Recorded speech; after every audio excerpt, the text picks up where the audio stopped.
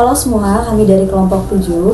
Kenalkan, saya Astrid Denova Fitri. Perkenalkan, nama saya Sharon Natasha Sultani. Saya Muhammad Rafiul ya. Saya Nabil Saran Haris. Saya Faizah Himatul Aliyah. Jadi saya akan menjelaskan singkat tentang Fork. Fork merupakan restoran western yang dikenal sebagai restoran yang family friendly, juga yang memiliki tempat yang sangat estetik dan pelayanan yang maksimal. Fork memiliki 2 tempat makan, yaitu berada di Jalan Braga dan juga di Jalan Cimenyan, Bandung.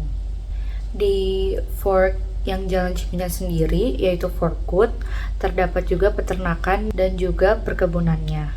Pastinya semua bahan yang diberikan oleh Fork merupakan bahan yang sangat berkualitas dan yang segar. Selanjutnya di Analyze Key Points, kami melihat bahwa Fork juga menghadapi masalah yang sama, masalah yang klasik juga umum dihadapi di industri F&B, yaitu keterlambatan pasokan bahan baku. Dan contoh yang paling menonjol di Fork ini adalah tidak tersedianya menu brisket pada waktu-waktu tertentu, mengingat bahwa brisket itu adalah salah satu signature menu mereka, jadi cukup berdampak pada kepuasan pelanggan. Walaupun seperti itu, Fork menyadari bahwa mereka menghadapi masalah ini. Mereka masih bergantung pada supplier eksternal, terutama pemasok daging gitu. Jadi inovasi yang mereka lakukan, mereka berinisiatif membangun peternakan juga perkebunan sendiri, namanya itu Forkwood. Jadi mereka nggak perlu lagi bergantung pada supplier eksternal. Saya akan mempresentasikan bab 3.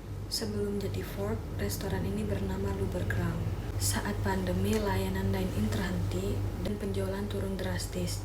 Tetapi meskipun sudah buka kembali dan rebranding, jumlah pengunjung Fork tetap rendah. Staf berlebih serta proses pengasapan dagingnya itu tidak sinkron dengan waktu buka restonya tersebut. Setelah inovasi, jam operasional diperpanjang menjadi 24 jam. Hal ini untuk menyesuaikan proses produksi dan kebutuhan pelanggan. Produk bahan baku juga dilakukan mandiri dari Forkwood yang kita tahu dengan konsep farm to table. Dan juga seperti live kitchen untuk efisiensi dan pengalaman baru bagi pelanggan.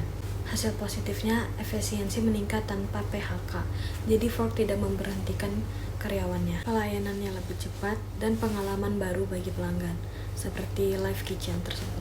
Jumlah pelanggan Fork juga makin menaik drastis.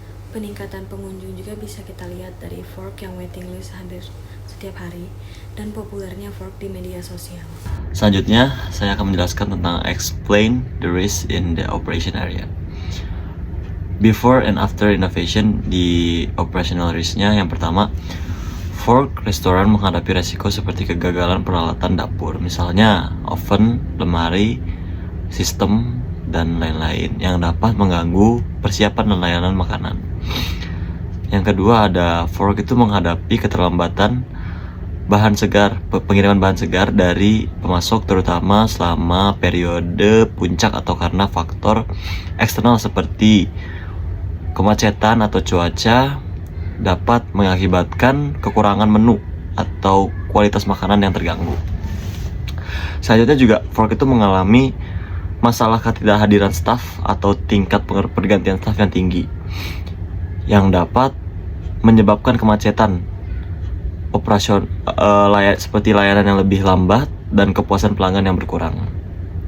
Yang terakhir ada proses penerimaan pesanan secara manual, meningkatkan risiko kesalahan yang seperti keluhan pelanggan dan juga pemborosan makanan. Untuk after innovation-nya, si Fork itu menerapkan sistem POS digital ya dan display dapur, itu dapat mengurangi resiko kesalahan pemesanan dan juga menyederhanakan operasi dapur.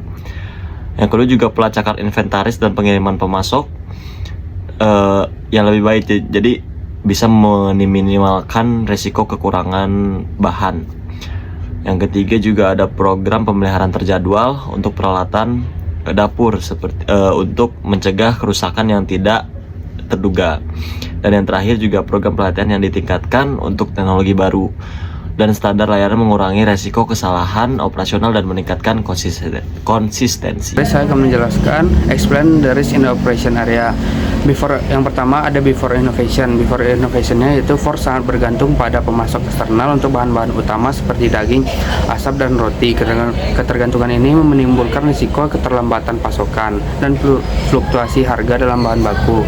Selain itu, perubahan tren pasar yang cepat juga membuat bis rawan kehilangan daya saing jika tidak cepat beradaptasi. Selanjutnya, after innovation dengan mengembangkan peternakan dan kebun sendiri melalui unit Ford Wood, Ford berhasil mengurangi ketergantungan terhadap supplier eksternal. Meski demikian, risiko tetap ada dalam bentuk perubahan regulasi industri makanan, fluktuasi harga bahan pokok, serta potensi gangguan alam yang dapat mempengaruhi proses produksi mandiri.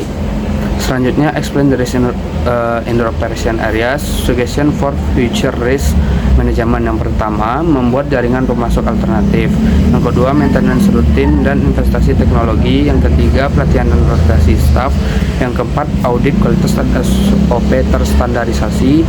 Yang kelima, analisis tren pasar secara berkala. Yang keenam, manajemen risiko digital. Sekian dari saya, terima kasih. Sekian presentasi singkat dari kami, terima kasih banyak.